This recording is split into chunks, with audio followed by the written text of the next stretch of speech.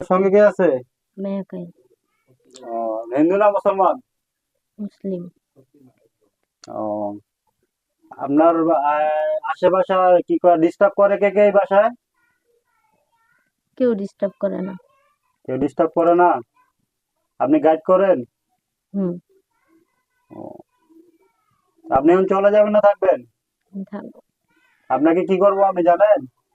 কিছুই করতে পারবি না। কিছুই করতে পারবো না। দেখেন কি করি। আমি তো বলছি, আগে বলছি না আমি। কি বলছো?